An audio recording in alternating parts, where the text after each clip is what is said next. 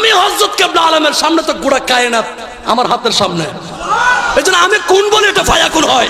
আসসালামু আলাইকুম ওয়া রাহমাতুল্লাহি ওয়া বারাকাতুহু। আলহামদুলিল্লাহ, আসসালাতু ওয়াসসালামু আলা রাসূলিল্লাহ ওয়া বা'দ। সুপ্রিয় দর্শক শ্রোতা ভাই বোন, সম্প্রতি মাওলানা গিয়াসউদ্দিন তাহরির একটি আলোচনার অংশবিশেষ সোশ্যাল মিডিয়াতে ব্যাপকভাবে ছড়িয়ে পড়েছে।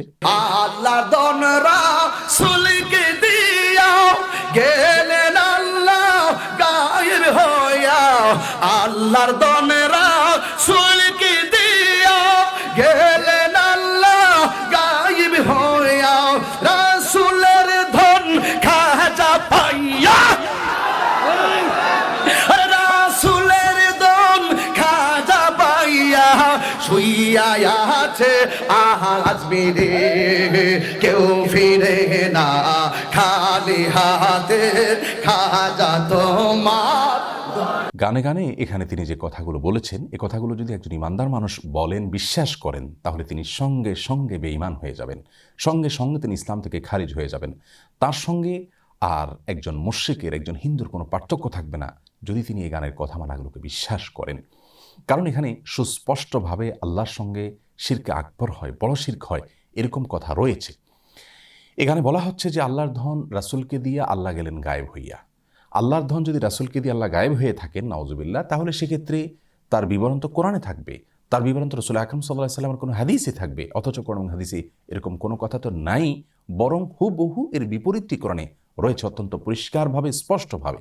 সূরা আনআম সহ কোরআন কারীমের 2 জায়গায় আল্লাহ রাব্বুল আলামিন বলেছেন তার রাসূলকে নির্দেশ দিয়ে, কুল লা আকুলু লাকুম ইনদি খাযাইনুল্লাহ ওয়ালা আ'লামুল গায়ব। হে রাসূল, আপনি বলে দিন মানুষদেরকে, আমি কখনো তোমাদেরকে এই কথা বলি না যে আল্লাহর ধনভাণ্ডার আমার কাছে আছে এবং আমি গায়েবও জানি না। দেখুন, এখানে আল্লাহ রাব্বুল আলামিন পরিষ্কারভাবে তার রাসূল সাল্লাল্লাহু আলাইহি ওয়াসাল্লামকে বলছেন, আপনি বলে দিন মানুষদেরকে যে আল্লাহর ধনভাণ্ডার আমার কাছে নাই। সুবহানাল্লাহ, কেমন যেন এই গানের খণ্ডনে আল্লাহ তাআলা আয়াত নাজিল করেছেন। গানের কথামালা সরাসরি এই কোরআনে কারীমের বিপরীত। তাছাড়া আল্লাহর ধন রাসূলের কাছে দিয়ে আল্লাহ গায়েব হয়ে গেছেন, আবার রাসূল সাল্লাল্লাহু আলাইহি ওয়াসাল্লাম একটা খাজা পায়া খাজা আজমিরে শুয়ে আছেন, এই যে শেষের অংশটা, সেটা আরও জঘন্য। কারণ আল্লাহ রাব্বুল আলামিনের ধনভাণ্ডার যেখানে রাসূল আকরাম সাল্লাল্লাহু আলাইহি ওয়াসাল্লামের কাছেই নাই, সেখানে খাজার কাছে কোত্থেকে আসবে? আবার খাজার দরবারেতে কেউ ফিরে না খালি হাতে। এই যে কথা বলা হচ্ছে, খাজার দরবার থেকে কেউ খালি হাতে ফিরবে না। খাজা কি কাউকে দেয়ার কোনো ক্ষমতা আছে? পৃথিবীর কোনো কবর, সেটা যত বড় নেককার মানুষের হোক না কেন, যত বড় ভালো মানুষের হোক না কেন, তার কবর থেকে, তার কবর জিয়ারত করে সেখান থেকে মানুষের কোনো কিছু পাওয়ার কোনো সুযোগ আছে? কোরআন হাদিস বলে, ইসলাম বলে, সেখান থেকে মানুষের পাওয়ার কিচ্ছু নেই। রাসূল আকরাম সাল্লাল্লাহু আলাইহি ওয়াসাল্লাম তার এক সাহাবীকে বলেছেন, ওয়া ইযা সাআলতা ফাসআলিল্লাহ ওয়া ইযা ইসতাআনতা ফাসতাইন বিল্লাহ। কিছু চাইতে হলে আল্লাহর কাছে চাইবে, কোনো সাহায্য চাইতে হলে আল্লাহর কাছে চাইবে। কোনো কবর, কোনো মাজার, এখানে গিয়ে কোনো কিছু চাওয়া যাবে না। প্রতিদিন আমরা সালাতের প্রত্যেক রাকাতে সূরা ফাতিহা তেলাওয়াত করে থাকি, সেখানে আল্লাহ রাব্বুল আলামিন আমাদের শিক্ষা দিয়েছেন বলার জন্য, ইয়াকা না'বুদু ওয়া ইয়াকা নাস্তাইন। হে আল্লাহ, আমরা আপনারই শুধু ইবাদত করি এবং আপনার কাছেই শুধু সাহায্য চাই। তার মানে সাহায্য আল্লাহ ছাড়া আর কারোর কাছে চাওয়া যাবে না। সেখানে খাজার দরবার থেকে কেউ খালি হাতে ফিরে না, সেখানে যে চাওয়ার জন্য আমাদেরকে নির্দেশ দেওয়া হচ্ছে, নির্দেশনা দেওয়া হচ্ছে। গানের এই কথামালা, এগুলো গিয়াসউদ্দিন তাহরি সাহেব আবৃত্তি করেছেন। সেখানে আল্লাহ রাব্বুল আলামিনকে একরকম নিষ্ক্রিয় প্রমাণ করা হলো যে আল্লাহ গায়েব হয়ে গেছেন রাসূলের কাছে দায়িত্ব দিয়ে, তার কাছে ধনভাণ্ডার দিয়ে। অথচ আমরা জানি আয়াতুল কুরসিতে আল্লাহ রাব্বুল আলামিন বলেছেন যে আল্লাহু লা ইলাহা ইল্লা হুয়াল হাইয়ুল কাইয়্যুম লা তাখুযুহু সিনাতুন ওয়া লা নাওম। আল্লাহ তাআলা চিরঞ্জীব, আল্লাহ তাআলা চিরঞ্জীব এবং তার কখনো তন্দ্রা আসে না। রাসূল আকরাম সাল্লাল্লাহু আলাইহি ওয়াসাল্লাম হাদিস থেকে বোঝা যায় আল্লাহ রাব্বুল আলামিন কিভাবে পৃথিবী কন্ট্রোল করেন। কোরআনে কারীমে আল্লাহ রাব্বুল আলামিন বলেছেন, ইউদাব্বিরুল আমর। আল্লাহ রাব্বুল আলামিন সমস্ত বিষয়গুলোকে কন্ট্রোল করে, নিয়ন্ত্রণ করে, সবকিছু আল্লাহ তাআলার হাতে। সেখানে এ ধরনের শিরকি কথা একজন মুসলিমের মুখ থেকে কখনো বাহির হতে পারে না। একজন আলেম তো অনেক পরের কথা, একজন ওয়াইজ বা বক্তা তো অনেক পরের কথা। আরেকজন বক্তা তার পীরের কারামতি বলতে গিয়ে তিনি আল্লাহ রাব্বুল আলামিনের যে পাওয়ার, আল্লাহ রাব্বুল আলামিনের যে শক্তি, সেটা তার পীরের জন্য সাব্যস্ত করেছেন। আমি হযরত কিবলা আলমের সামনে তো গোড়া কায়নাত আমার হাতের সামনে, এজন্য আমি কোন বলে এটা ফায়াকুন হয়। আল ইয়াযু বিল্লাহ। একজন মানুষের ঈমান হারা হওয়ার জন্য, কাফির হওয়ার জন্য একথা যথেষ্ট। একথা যথেষ্ট একজন মানুষ বেঈমান হয়ে যাওয়ার জন্য। আল্লাহ রাব্বুল আলামিনের ক্ষমতা হলো তিনি কোন বললে হয়ে যায়, এটা আল্লাহ রাব্বুল আলামিনের পাওয়ার। কোরআন কারীমের 8 জায়গায় আল্লাহ রাব্বুল আলামিন এই কথা বলেছেন বিভিন্নভাবে। সূরা ইয়াসিন আল্লাহ রাব্বুল আলামিন বলেছেন, ইন্নামা আমরুহু ইযা আরাদা শাইআন আন ইয়াকুলা লাহু কুন ফায়াকুন।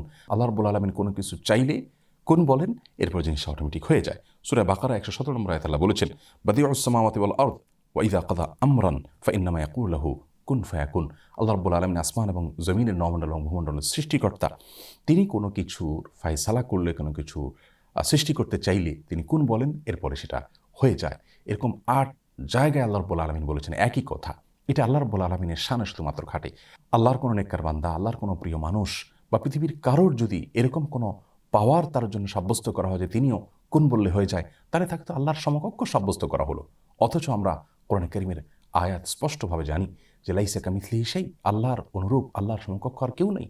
আমরা সূরা ইখলাসে, সূরা কুল হুয়াল্লাহর মধ্যে পড়ে থাকি ওয়ালাম ইয়াকুল লাহু কুফুয়ান আহাদ, আল্লাহর সমকক্ষ আর কেউ হতে পারে না। সুতরাং কোনো পীর বা বুজুর্গের হাতে কোনো পাওয়ার রয়েছে, তিনি কোন বললে সব কিছু হয়ে যায়, এরকমটা যদি কেউ বিশ্বাস করেন, তাহলে সঙ্গে সঙ্গে তিনি বেঈমান হয়ে যাবেন, ঈমান হারা হবেন, মুশরিকে পরিণত হবেন, শিরকে আকবরে লিপ্ত হয়ে যাবেন। আর শিরকে আকবরে লিপ্ত হওয়ার পর কেউ যদি তওবা ছাড়া মৃত্যুবরণ করেন, আল্লাহ রাব্বুল আলামিন তার সেই গুনাহ কখনো মাফ করবেন না। এবং শিরকে আকবরে লিপ্ত হওয়ার কারণে তার পেছনের সমস্ত নেক আমল বরবাদ হয়ে যায়। আল্লাহ রাব্বুল আলামিন কোরআনে কারীমে তার রাসূল সাল্লাল্লাহু আলাইহি সাল্লামকে বলেছেন, লাইন আশরাকতা লা ইয়াহবাতান্না আমালুক, যদি আপনি শিরকে লিপ্ত হন আপনার সমস্ত আমল বরবাদ হয়ে যাবে। প্রিয় দর্শক, মাওলানা গিয়াসউদ্দিন তাহেরীর সাথে ব্যক্তিগতভাবে আমাদের কোনো বিরোধ নেই, কোনো বিদ্বেষ নেই, কোনো শত্রুতা নেই। আমরা কোনো আলেমের নাম ধরে সমালোচনা করার সম্পূর্ণ বিরোধী। আমরা কখনো কোনো আলেমের নাম ধরে সাধারণত সমালোচনা করি না। বিশেষ করে কোনো আলেম যদি এমন কোনো মত পোষণ করেন যে মতের সাথে আমি একমত নই, কিন্তু তার মতের সপক্ষে কোরআন এবং হাদিসের কোনো দলিল তিনি এমনভাবে পেশ করেন যে কোরআন হাদিসের আলোকে তিনি সে মতটি পোষণ করেছেন, এটি তার একটা বুঝ, তার একটি গবেষণা, এমনটি হতে পারে, তাহলে সেক্ষেত্রে তার বিরুদ্ধে বিশুদ্ধার করাকে আমরা সঠিক কাজ মনে করি না। কিন্তু গানে গানে এখানে মাওলানা গিয়াসউদ্দিন তাহেরী সাহেব যে কথাগুলো বললেন, সেগুলো শুধু তার ঈমান হারা হওয়ার জন্য যথেষ্ট নয়। তার এই কথাগুলোকে যারা সায় দিবেন, এগুলোকে যদি কেউ বিশ্বাস করেন, তাহলে সেক্ষেত্রে তারাও ঈমানদার হারা হবেন। এই যে শত শত হাজার হাজার লক্ষ লক্ষ মানুষ তার দ্বারা বিভ্রান্ত হওয়ার সম্ভাবনা রয়েছে এবং এটা ঈমানের প্রশ্ন, এই জায়গায় আমরা আর চুপ থাকতে পারছি না, এখানে আমাদেরকে কথা বলতেই হচ্ছে। আমি আমার ভাই মাওলানা গিয়াসউদ্দিন তাহেরীর প্রতি বিনীতভাবে আরজ করতে চাই, প্রিয় ভাই আমার, ঈমানের প্রশ্ন আমাদেরকে আল্লাহর কাছে যেতে হবে। আমরা অন্য যাই করি না করি, অন্তত ঈমান হারা হওয়ার মতো কথা, শিরকে আকবর হওয়ার মতো কথা থেকে আমাদের বেঁচে থাকা উচিত। আল্লাহ রাব্বুল আলামিনের ভয়ে অন্তত আপনি তওবা করুন এবং আল্লাহর কাছে ফিরে আসুন এবং আপনার এই কথাকে আপনি প্রত্যাহার করুন। এতে আপনি আল্লাহর কাছে সম্মানিত হবেন, মানুষের কাছেও সম্মানিত হবেন ইনশাআল্লাহ বিইذনিল্লাহ। আল্লাহ তাআলা আমাদের সকলকে শুদ্ধ এবং সুন্দরের পথে থাকার তৌফিক দান করুন, ঈমান হারা হওয়ার মতো কথা এবং বিশ্বাস থেকে বেঁচে থাকার তৌফিক নসিব করুন। আসসালামু আলাইকুম ওয়া রাহমাতুল্লাহি ওয়া বারাকাতুহু।